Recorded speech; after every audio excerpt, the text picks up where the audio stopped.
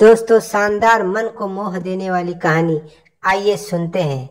सभी में भगवान वास करते हैं, लेकिन तुरंत मेरे मन में एक विचार आया, कितनी कंजूस हूँ। 5 रुपए में क्या खाएंगे ये, चाय ढंग तक नहीं पी पाएंगे। स्वयं पर शर्म आई और वापस लौट आई। आइए दोस्तों, पूरी कहानी सुनते हैं।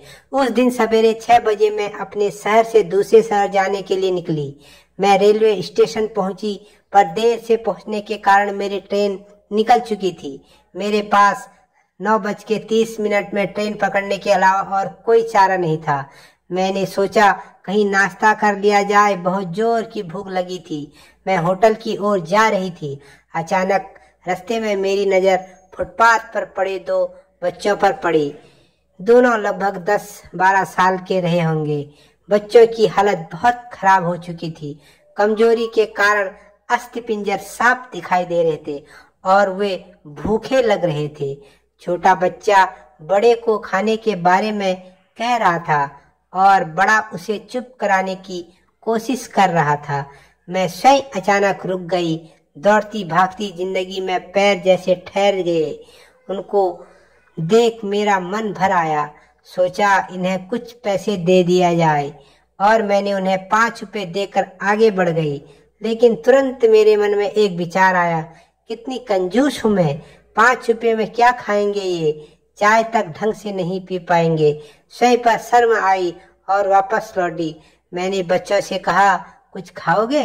बच्चे थोड़े असमंजस में पड़े। मैंने कहा, बेटा मैं नाश्ता करने जा रही हूँ, तुम भी कर लो। वे दोनों भूखे थे, इसलिए तुरंत तैयार हो गए। उनके कपड़े गंदे होने के कारण होटल वाले ने उनको डांट दिया और भगाने लगा। मैंने कहा, भाई साहब उन्हें जो खाना है वो उन्हें दे दो, पैसे मैं दूंगी। होटल वाले ने आश्चर्य से मेरी ओर देखा।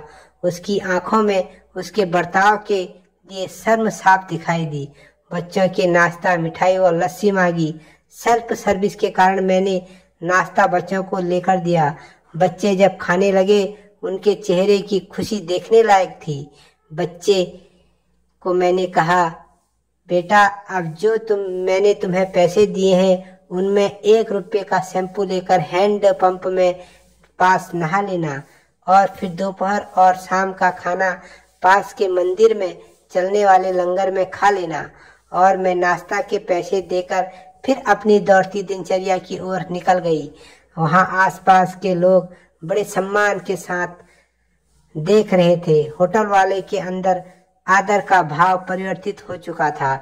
मैं स्टेशन की ओर निकली। थोड़ी मन भारी लग रहा था। मन उनके बारे में सोचकर दुखी हो रहा था। रास्ते में मंदिर आया। मैंने मंदिर की ओर देखा और कहा, हे भगवान आप कहाँ हो?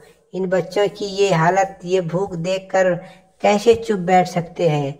दूसरे ही क्षण मेरे मन में विचार आया, पुत्री अभी तक जो उन्हें नाश्ता दे रहा था वो कौन था? क्या तुम्हें लगता है तुमने यह सब अपनी सोच से किया? मैं स्तब्ध हो गई। मेरे सारे प्रश्न समाप्त हो गए। ऐसा लगा जैसे मैंने ईश्वर से बात की हो। मुझे समझ आ चुका था, हम निमित्त मात्र हैं, उसकी लीला अपरंपार है। भगवान हमें किसी की मदद करने तब ही भेजता है जब वह हमें उस काम के लायक समझता है। किसी की मदद को मना करना वैसे ही है जैसे भगवान के काम को मना करना। खुद में ईश्वर को देखना ही ध्यान है, दूसरों में ईश्वर को देखना प्रेम है। ईश्वर को सब में और सब में ईश्वर को देखना ज्ञान है। दोस्तों, ये शानदार कहानी आपको कैसी लगी? अगर आपको कहानी अच्छी लगी तो वीडियो को लाइक करो और चैनल को सब्सक्राइब करो। धन्यवाद दोस्तों, मिलते हैं एक अगली शानदार वीडियो के साथ। तब तक के लिए आज्ञा दीजिए। नमस्कार।